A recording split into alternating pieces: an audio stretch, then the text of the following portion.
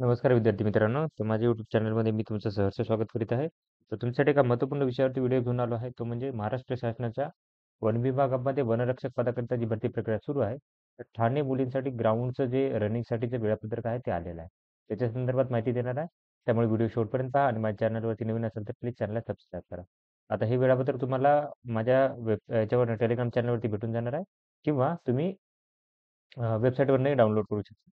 तर हे जे असणार आहे, तर त्यासाठी पहिले तर तुम्हाला काय-काय घेऊन जायला लागेल ते सांगेल. ते तर तुम्हाला सगळ्यात पहिले तुम्हाला काय करायला लागेल, की स्वतःचं एक वचनपत्र लागणार आहे. वचनपत्राच्या खाली सांगेल मी आणि त्याच्यानंतर फिजिकल फिटनेस सर्टिफिकेट लागेल. हे कुठलंही घेऊन जा. फक्त शासकीय रुग्णालयाचं तुम्हाला पाहिजे हे सर्टिफिकेट, फिजिकल फिटनेस सर्टिफिकेट. त्याच्यानंतर ही जी असणार आहे ती तुमच्या चेस्ट नंबर असतो, आर-एफ-आय-डी बेस्ड असतात हे आणि त्याच्यावरती तुमचं काय होतं, की रनिंग होत असते. म्हणजे तिथं स्टार्टिंगला, मिडलला आणि एंडला अशा 3 ठिकाणी तुमची रीडिंग होते ती. आता हे जे ठिकाण आहे ते असणार आहे तुमचं साकेत वाळकुंम पाईपलाईन रोड जो आहे तो श्रीमती विमलादेवी खवालीलाल बागरेच्या नर्सिंग कॉलेजजवळ साकेत वेस्ट इथं असणार आहे. आणि या नंबरवरती कॉल करून तुम्ही कुठे जर प्रॉब्लेम येत असेल तर तुम्ही विचारू शकता.